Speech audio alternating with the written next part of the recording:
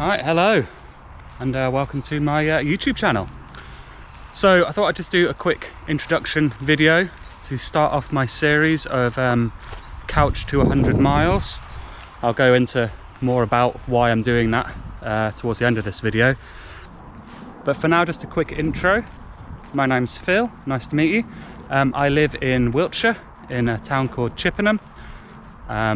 Quite lucky to be, we live in a town but we're on the edge and we are surrounded by lovely countryside like I'm walking in at the moment. So I've got a lot of nice trails on my doorstep. Not a huge amount of hills, there's one or two but nothing crazy, but really nice trails on my back doorstep to train in. I'm 38, I guess that's relevant in some ways in terms of pace and my body and all that type of thing. I'm getting injured a lot more than I used to, which I'll come on to in a second as well. But in terms of my running history, I'm very much a middle of the pack runner. I've been injured recently, so I haven't run in a long time, which is again I'll come on to in a bit. But I ran a lot when I was a teenager.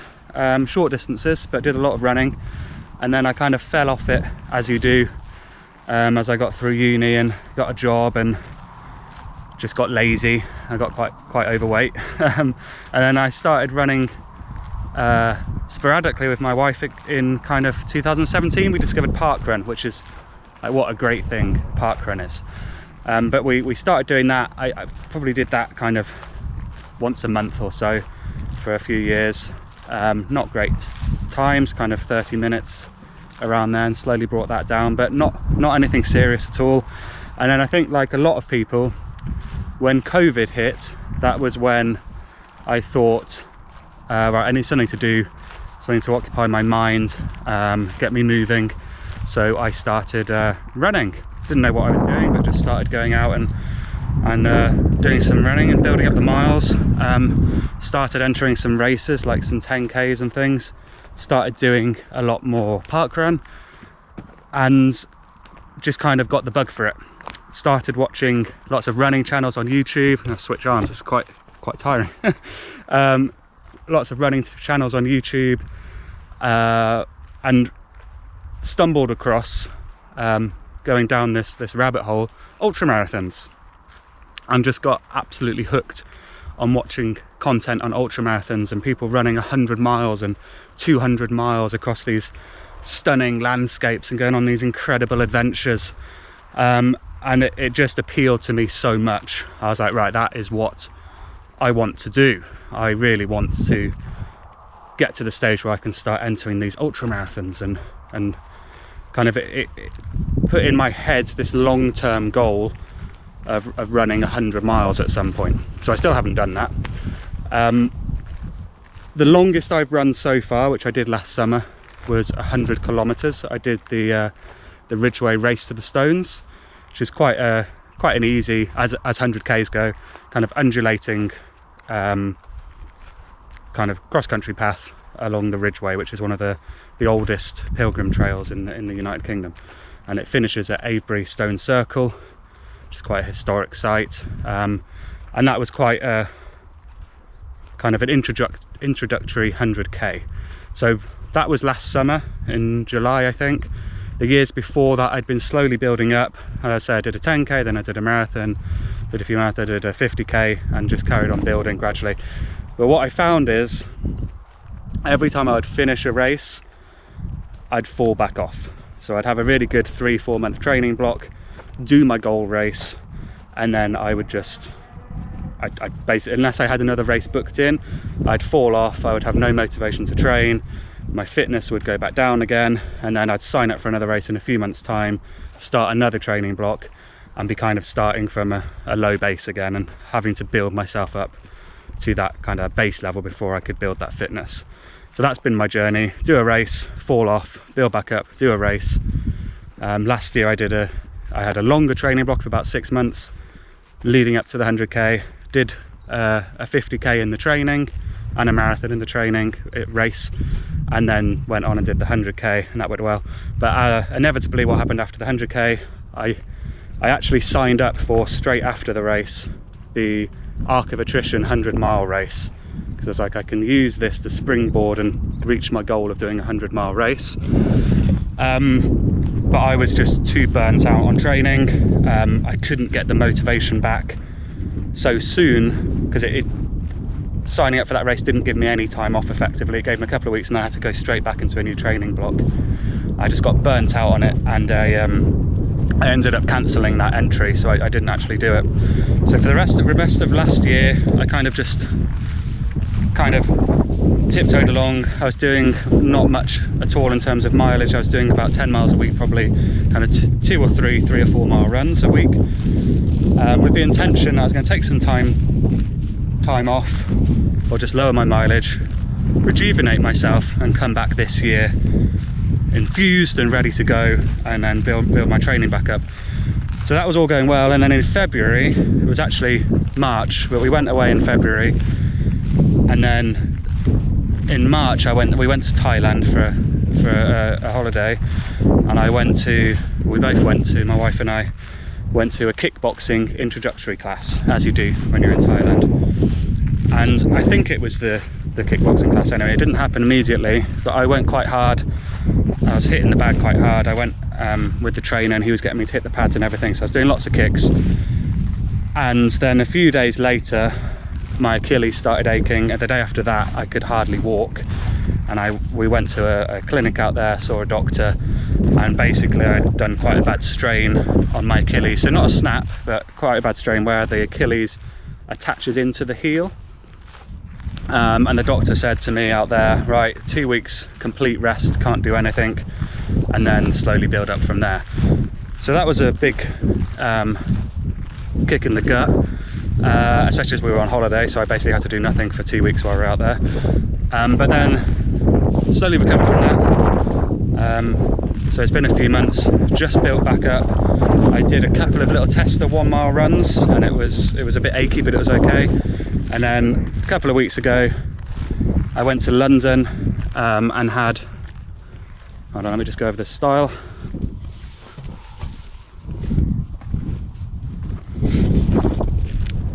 Yeah, a couple of weeks ago, went to London for a few days with work, and I was doing a lot of walking, and I foolishly took the wrong shoes, and I took these kind of flat-soled Adidas things with no support or anything. And I averaged 20,000 steps a day for 4 days, which isn't too much in terms of, like, my legs can handle it fine, but because I wasn't wearing the right shoes, and this isn't something I used to have to think about when I was younger, but as I'm getting older, apparently it's something you have to think about. And yeah, I got home, and then the day after I got home it flared up again, and I'd strained again. Thankfully nowhere near as bad as it was, but it did flare up again. I got a bit worried it was going to be another few-month thing, but thankfully it lasted about a week. I actually went to a physio for the first time in my life a couple of days ago to see what they said, and they gave me some physio work to do a few times a week. They said it's really, you're fine to use it. They encouraged me to actually go on walks and start running and things again, and use a pain scale. So if it gets above anything up to a 3 or 4 pain out of 10, it's fine. But if it starts going above that, just ease back on your training, ease back on your load, but you can slowly start building. So that was really useful. That was a couple of days ago, and now I'm where I am. Yeah, so I went on a bit of a ramble there, but long story short, I have a background of running, but I haven't run in months because I've been injured. I did the 100k, was the last race I did back in July of last year, so we're 11 months out from that. The longest run I've done since then was 8.5 miles. That was last September. The longest run I've done I think the last time I did a 5k was in February of this year, just before we went away, and I effectively haven't run since the end of February. I've done 2 just 1 mile test runs just around the block to see how my foot was holding up. Apart from that, I've done nothing. So why this video, why the channel in general, and why Couch to 100 miles? So as I've said, I really want to do a 100-mile race. I was getting quite demotivated of how much my fitness is going to have fallen off, or has fallen off. and like all the work that would involve getting back to being even close to considering doing a 100-mile run. But I've thought about setting up a YouTube channel in some various form for a while, in terms of like the outdoor running, travel, that kind of topic. And I thought, well, why not use this as motivation to start a channel and use this journey as motivation as the content for that channel. So that's where we are. I also think it'll be very useful to me for motivation to keep my training going and have some accountability. But I also think it'll be quite useful to have a journey from, I know it's not quite couch because I have done running in the past, but my fitness is at a very low base right now. It's almost couch to 5k, couch to 100 mile. And I think it would be useful to see a journey from the very beginning documented, because a lot of videos I see out there of 100-mile runners and 100-mile racing things are people that are either professional athletes and it's documentaries on them, or they're very accomplished runners and have done lots of running and things in their time. And obviously there are people that are relatively new, which is excellent. I love seeing that content as well. But I think it would be really cool and a great project to put out a series of videos from the very beginning of a fairly low fitness base all the way through to hopefully finishing a 100-mile race. And my goal has been to do one by the time I was 40. I'm 38 now, as I said earlier, so time is running out. I think I'm gonna push that goal out to be not before I'm 40, but I think it'd be really cool to do it, if I can, in the year that I'm 40. Turning 40 is quite a big milestone. I feel like I'm getting on there quite a bit. But I think it'd be a really great thing if during my 40th year I can kind of put the middle finger up to time and be in the best shape of my life, doing one of the hardest challenges of my life, just to kind of prove to myself that I can still do whatever I want, even though I know 40 is not that old. But I'm sure there's people out there that will understand what I mean. So in terms of the content, it's going to evolve. I'm not sure yet as we go, but I'm definitely planning on putting out kind of training vlogs as I go through, which will go through the training that I've been doing, how's it been going, a bit of footage of the runs and things I'm doing, and go through on Strava, kind of showing my actual training log. When I start entering races again, I'll do footage of the races and just kind of, how they're going on the lead up to the 100-mile as well. And whatever else comes up, it will be an evolving thing. I've got to try and figure out how the channel's going to work. But all that good stuff. And then so in terms of how I'm actually going to approach my training this time, in terms of so I've learned a lot of lessons in my previous training blocks. I've learned that I definitely don't leave enough time. So I've kind of signed up for an ultra, like a 50k or something, and given myself like 12 weeks to train from a quite low base where I haven't been training before then. So I try and cram it in, which doesn't give much time to recover from injury, because you normally get some niggling things in a training block. And it just kind of doesn't give me that flexibility to build as slow as I should be building. And also I've realized from reading books and listening to podcasts and just common sense really, I have not been getting enough sleep. So I've been in the middle of training blocks and I've been getting ill fairly frequently during my big training blocks, which obviously doesn't help in terms of the training, but it's also just a bit demoralizing and throws off the rest of your life as well. So I'm definitely going to be more focused this time around in building more slowly. So building the mileage more slowly, not booking in races too soon, so I don't feel the pressure that I've got to be ready by a certain date, and getting more sleep. Definitely prioritizing sleep, just to make sure that I'm recovering enough. Sleep's very important for actually building the muscle growth and everything that the result that you're trying to get from your training runs, and eating healthier as well. My diet has improved over the last year, but just staying on top of that and making sure I'm putting good food in my body that can be used as good fuel. And it might not be worth just mentioning, obviously I'm starting from a lower base than I was, but just worth mentioning my prior running history since I started running like PBs and things, just to give, I think it's useful to know the kind of level someone's at. Not that you should compare yourself to others, but just when I'm doing my training runs and things, you know, kind of my history. So my 5k PB is 21:40, 10k PB is 44 minutes. My half marathon is 1 hour 44, and then there's a bit of a gap to my marathon. So my best marathon time is 4 hours 40. So that's the first marathon I ever attempted around Goodwood racing circuit. And I just hadn't trained very well. And since then, I've only done hilly kind of trail marathons where I couldn't get under 4:40 if I tried. So that's something I'd quite like to bring down at some point and get a sub 4 hour time.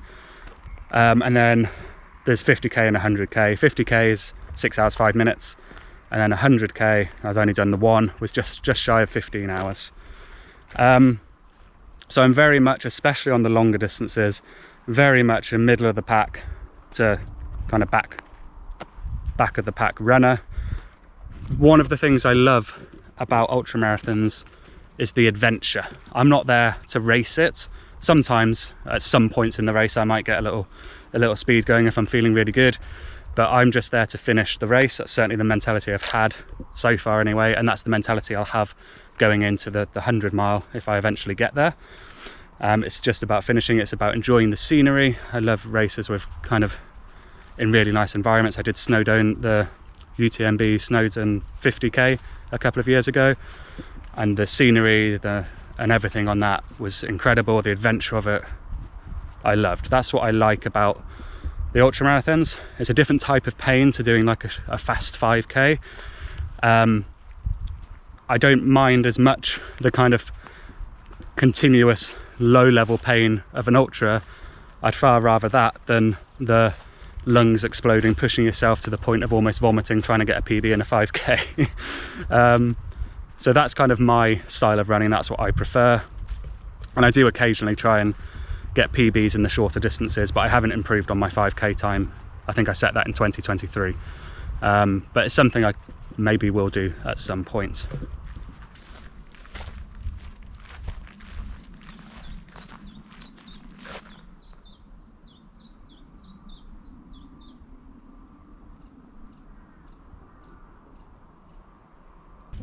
So, I probably have to edit this quite a bit. I've been rambling a lot.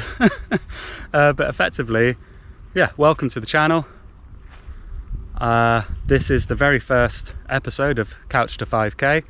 The next step is to actually start running again. So you can see I'm on a walk now. This is actually the furthest I will have walked in a couple of weeks, and I'm only doing about 2 miles. But it's just building everything back up. Thankfully my foot feels absolutely fine at the moment, so I'll probably do a few more walks and then start building into kind of 1-2 mile runs and just gradually build as we go. But my next video will be one of the first training vlogs where I'll kind of discuss what I'm doing and how I'm building, and I'll show everything on Strava and all of that kind of good stuff. And we will go from there. This that you can see here behind me, it probably doesn't look like much of a hill, but that's the biggest hill I have near me. It's called Derry Hill, and that's kind of my main training stomping ground. I do trails all up that go crisscross up over that hill and round and through some woods and things. So no doubt you'll see lots of footage from up and around there over the coming months and years. It's going to be a long journey, but if anyone's still there, thank you for watching. Yeah, subscribe, all that good stuff if you want to follow along for the journey. And if anyone else has got any running goals themselves, if you're doing a Couch to 5k or you're training for a marathon, or if you're also looking to do an ultra marathon, or if you've experienced and you've done loads and you've got any advice for me, all of that good stuff, leave it in the comments. I'd love to hear from people. That's another one of the reasons for doing this channel, is to kind of interact with other runners. Sometimes it can be a bit of an individual experience when you're out on training runs and things, but it'd be great to hear from other people, hear how other people's training is going on and races that people recommend and all that kind of stuff, because I still haven't decided on which 100-mile run I want to do yet. So any tips or recommendations there would be really good as well. Yeah, so thank you for watching, and I will see you on the next video.